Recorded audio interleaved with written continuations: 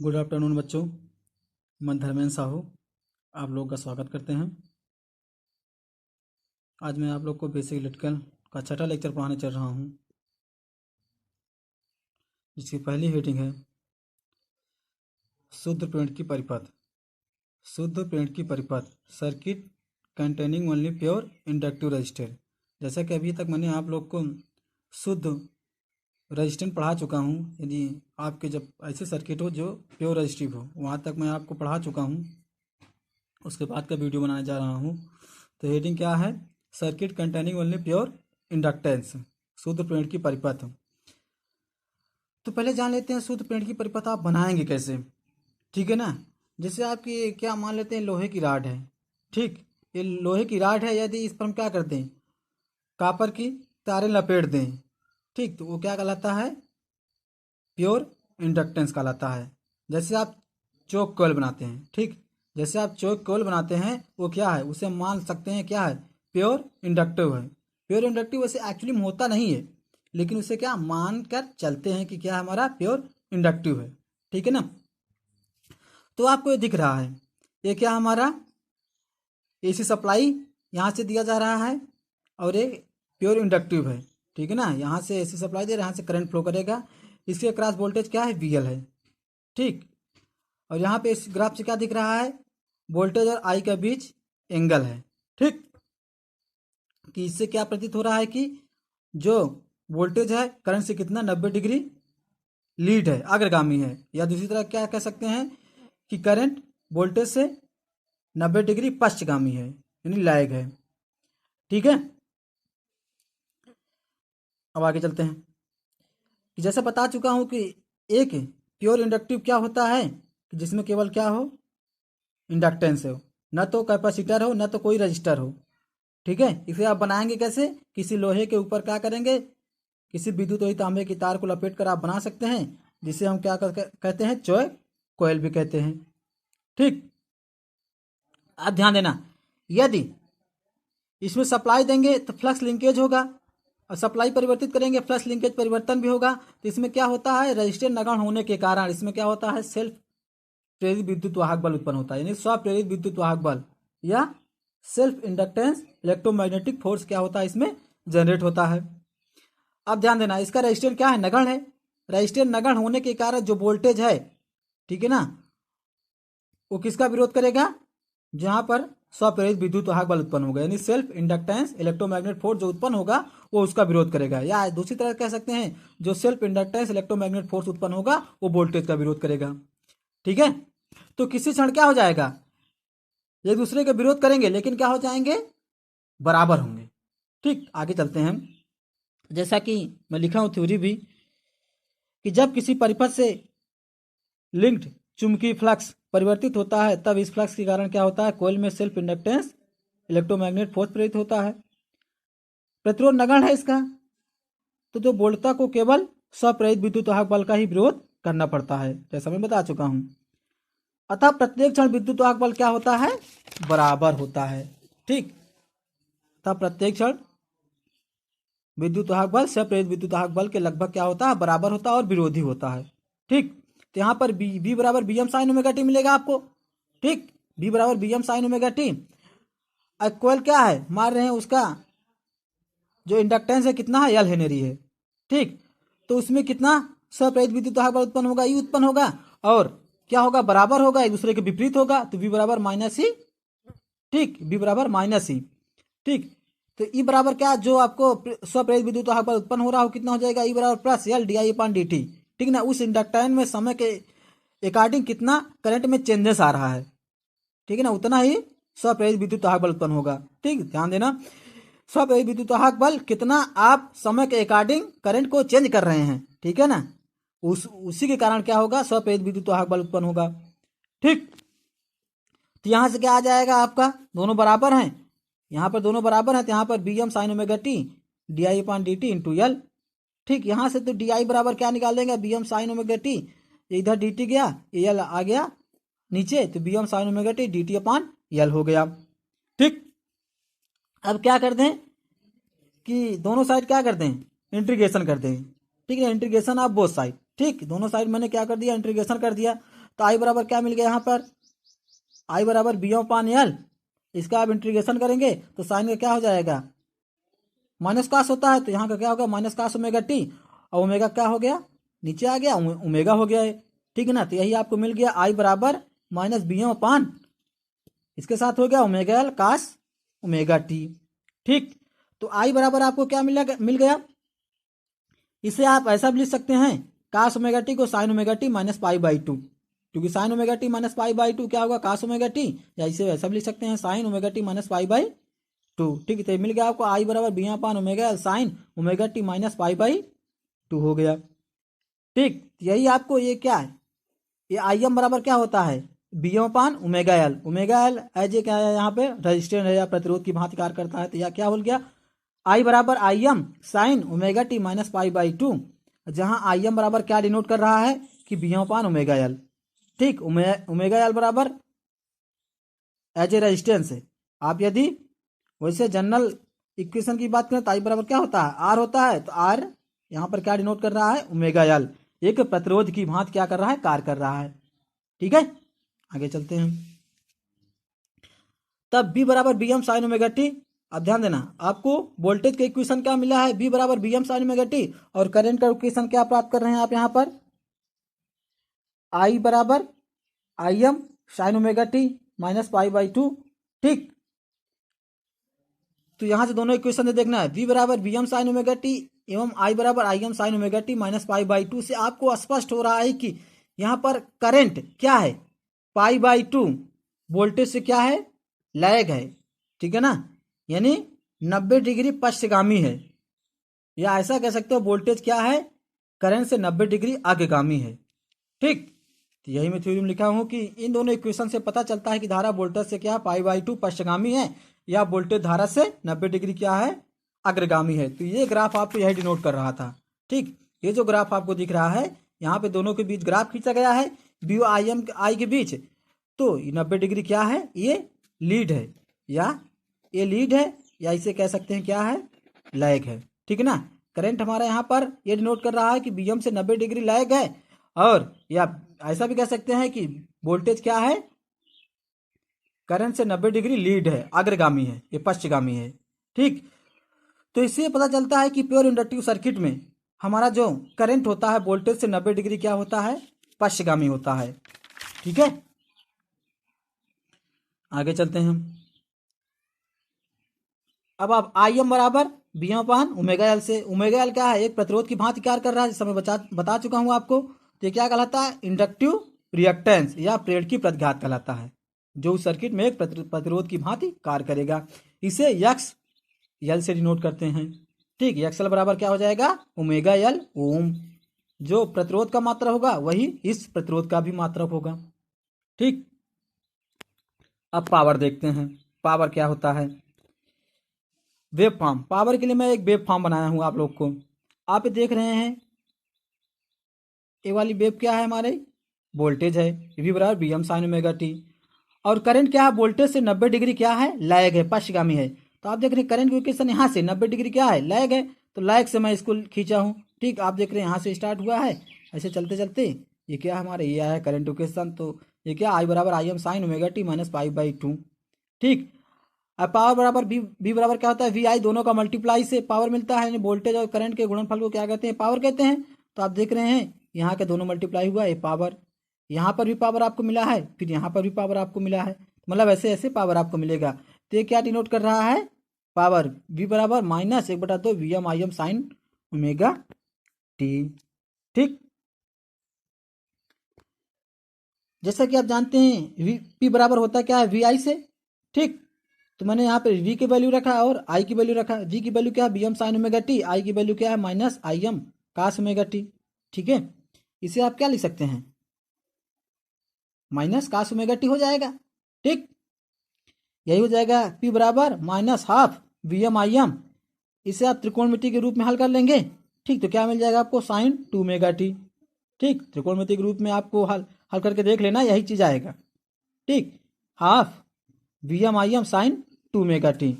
ठीक है, अब एक पूर्ण साइकिल के लिए हम पावर निकाल ले रहे हैं। ठीक, एक पूर्ण साइकिल के लिए कितनी पावर होगी, तो p बराबर half minus half B M I M, यहाँ मैंने क्या कर दिया 0 से 2 पाई तक इसका क्या कर दिया इंटीग्रेशन कर दिया साइन 2 ओमेगा टी। ठीक, तो एक पूर्ण साइकिल लिए जब इसका आप इंटीग्रेशन निकालेंगे तो क्या हो जाएगा 0 होगा। ठीक, करके देख लेना निकाल कर, आपको 0 मिलेगा पावर। ठीक है, तो यहाँ पे मैं लिखा हूँ कि पावर एवरेज पावर बराबर आपको क्या मिल जाएगा 0 मिल जाएगा। ठीक है ना, निकालना करने समझ आएगा तो कमेंट करना। ठीक, आगे चलते हैं। अगला क्या हेडिंग है हमारा, circuit containing only pure capacitor, यानी शुद्ध संधारित्र वाला परिपथ। अब आपको ऐसा परिपथ हो जो क्या हो प्योर कैपेसिटेंस हो। ठीक, जैसा कि आप जानते हैं आपको कैपेसिटर कैसे बनाएंगे। ठीक, जैसे दो कोई मेटल है हमारे पास, क्या है दो कोई मेटल है। ठीक, ये हमारे पास दो कोई मेटल है, मैंने क्या किया इन मेटल के बीच में क्या कर दिया कोई डाइलेक्ट्रिक मीडियम डाल दिया। ठीक है ना, कोई डाइलेक्ट्रिक मीडियम डाल दिया और इस मेटल को मैंने क्या कर दिया बंद कर दिया। जब इसे बंद कर देंगे तो क्या करेगा ये एक कैपेसिटर की भांति व्यवहार करेगा, जिसे क्या बोलेंगे हम संधारित्र या कैपेसिटर कहते हैं।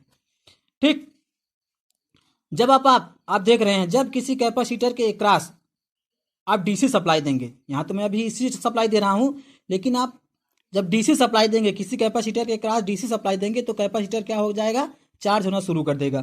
ठीक, और ये कैपेसिटर तब तक चार्ज हो जाएगा जब तक आपकी डीसी वोल्टेज मतलब जो डीसी वोल्टेज अप्लाई किए हैं दोनों वोल्टेज बराबर नहीं हो जाएगा, तब तक चार्ज होता रहेगा। जैसे वो डीसी वोल्टेज के बराबर यहाँ पर वोल्टेज उत्पन्न हो जाएगा तब क्या हो जाएगा इसमें इस सर्किट में कोई करंट फ्लो नहीं करेगी।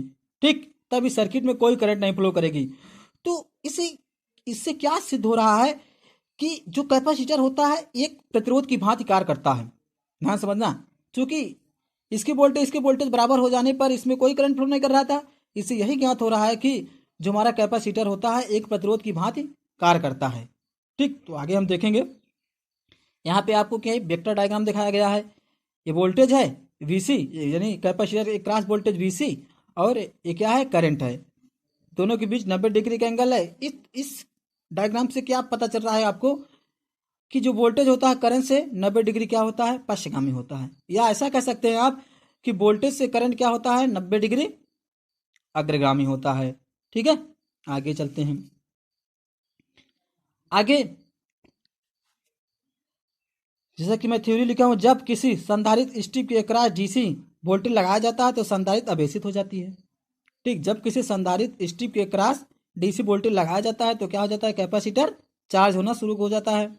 और जिस समय संधारित्र की वोल्टेज यानी कैपेसिटर की वोल्टेज वोल्टता के बराबर हो जाती है तो उस समय क्या हो जाता है उसमें कोई करंट फ्लो नहीं करती है।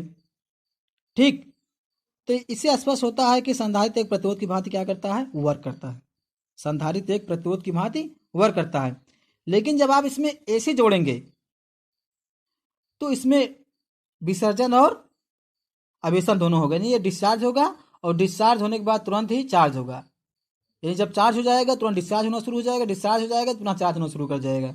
ठीक ना, इसमें करंट का अपोज नहीं करेगा, करंट कंटिन्यू बहता रहेगा, इसमें फ्लो करता रहेगा। लेकिन ये डीसी आप दे रहे हैं तो क्या होता है जब ये इसकी वोल्टेज इसके अक्रॉस वोल्टेज और डीसी के जो वोल्टेज आप डीसी सोर्स का जो वोल्टेज है दोनों बराबर हो जाएंगे तो कुछ क्षण के लिए क्या हो जाता है करंट का फ्लो रुक जाता है।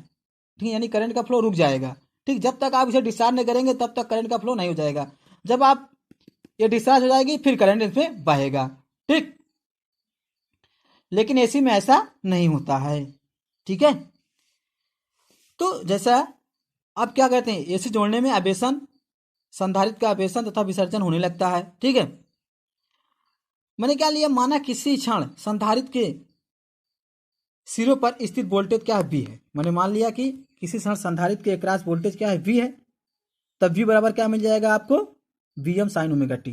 ठीक, वी बराबर क्या मिला V M sine omega T. लेकिन आप जान चुके हैं कि उसमें चार्ज कितना स्टोर होगा क्यू बराबर सी बी से। ठीक है ना, उस कैपेसिटर में यानी इस कैपेसिटर में चार्ज कितना स्टोर होगा क्यू बराबर सी बी से। वही चीज यहां पर लिखा हुआ है कि क्यू बराबर सी बी से इतना चार्ज स्टोर होगा। ठीक है ना, मैंने क्या कर दिया बी का मान यहां पर रख दिया तो क्या मिल गया आपको क्यू बराबर C B M sine omega T. ठीक है ना, इस इक्वेशन को मैंने 1 मान लिया, इस इक्वेशन को क्या मान लिया मैंने 2 मान लिया। अब क्या मान ले रहे हैं कि यहाँ पर क्या है जो करंट है क्या चेंजेस करंट है यानी परिवर्तनशील करंट है। ठीक है ना, तो क्यू बराबर क्या मिलेगा, आई डी टी। समय के अकॉर्डिंग क्या हो रहा है, चेंज हो रहा है। ठीक, तो चार्ज भी चेंज हो जाएगा, यानी फ्लक्स भी चेंज होगा, तो डी क्यू बराबर आई डी टी मिल गया। ठीक, तो यही आई बराबर क्या मिल जाएगा आपको, डी क्यू पान डी टी। ठीक है ना, आई बराबर मिल गया आपको डी क्यू पान डी टी। ठीक है ना, आई बराबर यहां पर इस क्यू की वैल्यू यहां पर रखिए, तो क्या मिल जाएगा आपको, क्यू की वैल्यू समीकरण 2 से क्यू का मान रखने पर। ठीक है ना, समीकरण 2 से क्यू का मान रखेंगे, आई बराबर C V M sine omega T D upon D T. Okay, अब क्या कर दो, इसका अवकलन कर दो डिफ्रेंशिएट करने पर, तो आई बराबर क्या मिल जाएगा आपको, सी वी एम साइन का क्या हो जाएगा, कास ओमेगा टी, और ओमेगा टी का क्या हो जाएगा, ओमेगा। तो ये मिल जाएगा C V M omega cos omega T. ठीक, यहां भी ध्यान देना, इस सी और ओमेगा को हम ऐसा भी लिख सकते हैं, आई बराबर वी अपान 1 अपान ओमेगा सी। ठीक, कास ओमेगा टी, यही ऊपर जाएगा तो क्या हो जाएगा, सी वी एम ओमेगा हो जाएगा। ठीक, वी एम इसे ऐसा भी लिख सकते हैं, V upon 1 upon omega C, cos omega T को क्या लिखते हैं, sine omega T plus pi by 2। ठीक है ना, कास ओमेगा टी को हम लिख सकते हैं sine omega T plus by 2, यही आप जोड़ेंगे, कास थीटा 90 प्लस थीटा बराबर क्या होता है, कास थीटा होता है, नहीं सॉरी, साइन 90 प्लस थीटा बराबर क्या होता है, कास थीटा होता है, तो वही चीज है। ठीक है ना, कास ओमेगा टी को क्या लिखे हमने, sign omega T plus pi by 2। Okay, ये आपका करंट इक्वेशन हो गया। मैं ऐसा क्यों लिख रहा हूं, सभी को बाद में मैं एक साइन के रूप में क्यों चेंज कर रहा हूं, ये आपको देखो, हमारा जो वोल्टेज इक्वेशन प्राप्त होता है, यहाँ पे ध्यान देना, जो वोल्टेज इक्वेशन प्राप्त हुआ है ये भी साइन के रूप में प्राप्त हुआ है, और ये भी आप देख रहे हैं साइन के रूप में प्राप्त हुआ है। और इससे पहले आप इंडक्टर के रूप में भी देखेंगे कि वोल्टेज जो साइन के रूप में प्राप्त हुआ था, और बाद में मैंने क्या किया था, उसे करंट को साइन में कन्वर्जन किए थे। ठीक है ना, साइन के रूप में चेंज किए थे। ऐसा इसलिए कर रहे हैं कि जो फेज डिफरेंस आपको मिले, यानी वी आई के बीच एंगल क्या है वो इससे पता हो जाएगा। यदि काश से आपको पता नहीं चल रहा है, क्योंकि काश में वो साइन में है, तो इससे आप नहीं बता पाएंगे कि कितना एंगल का डिफरेंस है। ठीक है ना, लेकिन यहाँ पर भी यहाँ पर भी साइन होने से, ठीक है ना, जो वोल्टेज सॉरी यहाँ पर साइन होने से और यहाँ पर भी साइन होने से, दोनों को यदि हम तुलना करेंगे तो क्या है, इससे क्या पता चल रहा है कि आपका जो करंट है इस वोल्टेज से क्या है, 90 डिग्री लीड है, अग्रगामी है।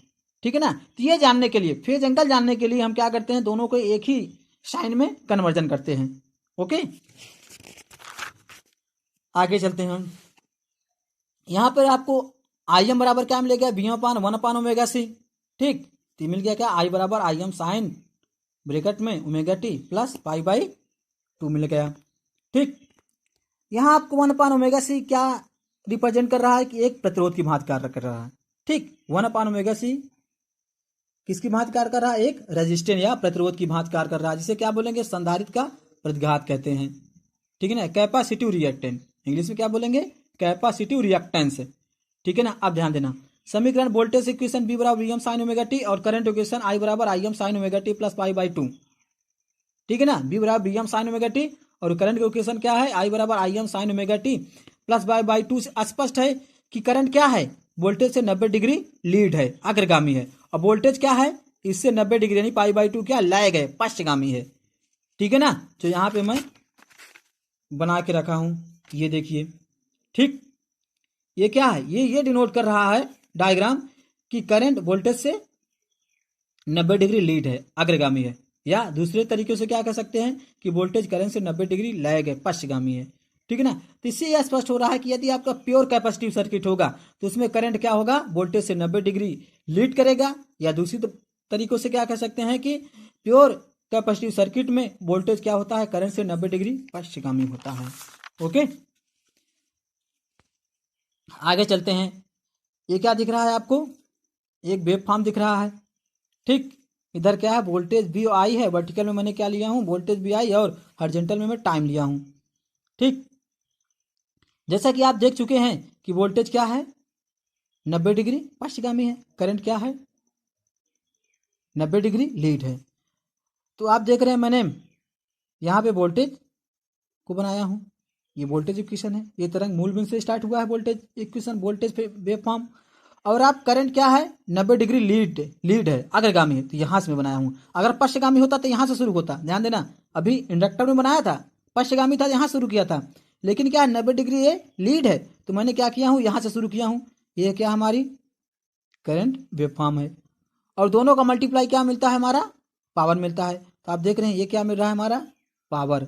ये क्या है, पावर। ये क्या है, पावर। ये क्या है, पावर मिल रहा है। ठीक, ये क्या है, पावर। P बराबर V M I M sine 2 ω t/2। ठीक, तो पावर निकालते हैं। आप किसी क्षण भी पावर निकाल सकते हैं, मतलब किसी क्षण पावर, इंस्टेनियस पावर। P बराबर वी आई, आप V की वैल्यू रखिए और I की वैल्यू रखिए, तो P बराबर क्या मिलेगा, V M sine ω t into I M sine, sine की वैल्यू क्या, ω t प्लस π/2। ठीक,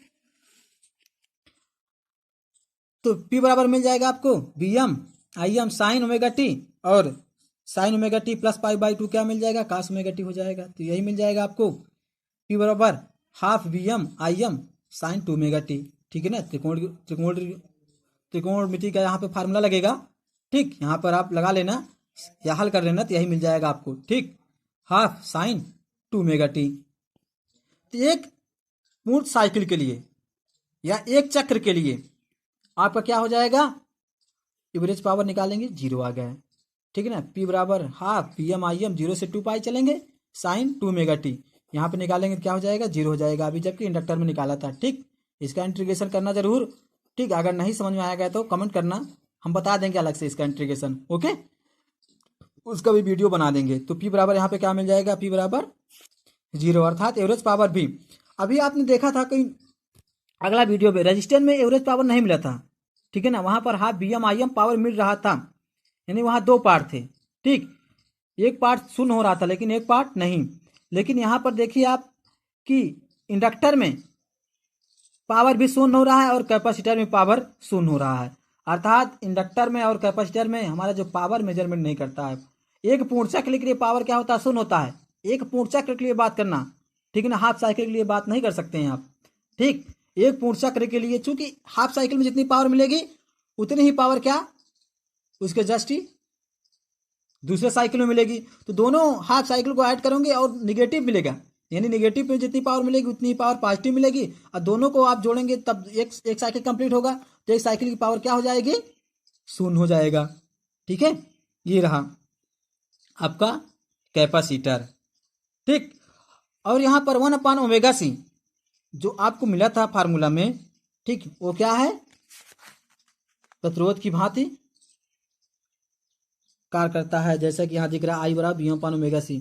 1/ωc यहाँ पर क्या है, प्रतिरोध की भांति करता है। इसे आप 1/ωc को क्या लिख सकते हैं, एक्सी डिनोट कर सकते हैं, जिसे क्या बोलेंगे, कैपेसिटिव रिएक्टेंस बोलेंगे।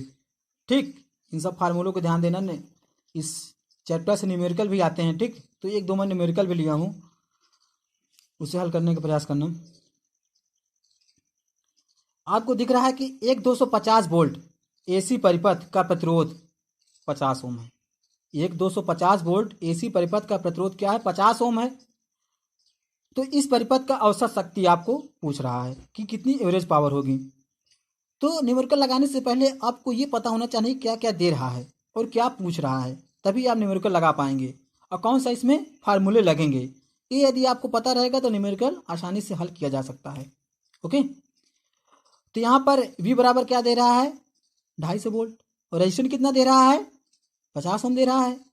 तो आपको क्या पूछ रहा है, एवरेज पावर पूछ रहा है। तो आप पावर बराबर क्या जानते हैं, वोल्टेज और करंट के मल्टीप्लाई को क्या बोलते हैं, पावर बोलते हैं। ठीक ना, तो वोल्टेज तो दे रहा है 250 वोल्ट, लेकिन करंट नहीं दे रहा है। तो पहले क्या करें, हम करंट को यहाँ से ज्ञात कर लें। तो I बराबर V/R से, यहाँ पर V की वैल्यू रखा 250/50, तो 0 से 5 से 25 में जब भाग करेंगे तो क्या हो जाएगा, 5 आ जाएगा, यानी आपकी करंट कितनी आ गई, 5 एम्पियर करंट आ गई। तो आप पावर बराबर VI से यहाँ पर रखा 250 वोल्ट और करंट आपने 5 एम्पियर निकाला है, कितना आ गया, 1250 वाट। यहाँ पर इतनी पावर आ गई। ठीक, अगला एक सवाल और मैं लिया हूं, किसी परिपथ में 0.01 हेनरी की कॉइल, किसी परिपथ में 0.01 हेनरी की कॉइल एसी के 200 वोल्ट से जुड़ी है, यानी प्रत्यावर्ती धारा के 200 वोल्ट से जुड़ी है। किसी परिपथ में 0.01 हेनरी की कॉइल यानी कुंडली एसी के 200 वोल्ट से जुड़ी है, जिसकी जो फ्रीक्वेंसी आवृत्ति कितनी है, 50 साइकिल पर सेकंड है। तो कॉइल में प्रवाहित धारा की गणना करनी है आपको। ठीक है ना।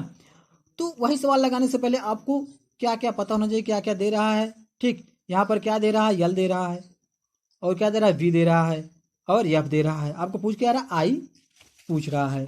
ठीक, अब ध्यान देना, तो यहाँ पे मैं जो दे रहा है उसको लिख लिया। यल बराबर 0.01 हेनरी, एफ बराबर 50 साइकिल पर सेकेंड। तो जैसा कि मैं आपको बता चुका हूं कि एक क्या है, प्योर इंडक्टिव सर्किट है। ठीक, एक्सल बराबर क्या होता है, ओमेगा एल होता है। अब तो एक्सल बराबर क्या मिल जाएगा, ओमेगा बराबर क्या होता है, 2 पाई एफ। यहाँ पर क्या हो जाएगा, 2 पाई एफ एल। एक्सल बराबर 2 पाई का मान रखा मैंने 3.142। और फ्रीक्वेंसी कितना दे रहा है, 50 साइकिल पर सेकंड दे रहा है। ठीक, और एल की वैल्यू 0.01 हेनरी दे रहा है। मैंने वैल्यू रखा और हल किया, कितना मिल गया, 3.142 ओम मिल गया। ओके, एक्सएल की वैल्यू मिल गई। अब आपको करंट पूछ रहा है। मैंने पहले भी बता चुका हूँ, जो भी वाट मीटर एमीटर जो भी रीडिंग करता है हमारा आरएमएस वैल्यू रीडिंग करता है, और आरएमएस वैल्यू मैंने पढ़ा चुका हूँ क्या होता है, उसको डिटेल में पढ़ाया हूँ। ठीक, तो यहाँ पर करंट यानी आरएमएस बराबर क्या मिल गया, आई आरएमएस बराबर वी अपान एक्सएल। कितनी वोल्टेज है और आपका कितना प्रतिरोध यहाँ पर क्या है, एक्सएल है। ठीक है ना। इंडक्टिव रिएक्टेंस 200 वोल्टेज दे रहा है, और प्रतिरोध आपने कितना निकाला, 3.142। रिएक्टेंस कितना निकाला है, यही आप डिवाइड करें कितना आ जाएगा, आई आर वन बराबर 63.65 एम्पियर। इतनी करंट फ्लो करेगी इसमें। ठीक, और भी जो सवाल हो लगाना प्योर रेजिस्टेंस पर, प्योर इंडक्टर पर, प्योर कैपेसिटर पर। ठीक, जो ना समझ में आए कमेंट करना, और सवाल भी लिख कर कमेंट करना। ठीक, तो उसको हम बताने का कष्ट करेंगे। ठीक, और वीडियो देखने के लिए धन्यवाद।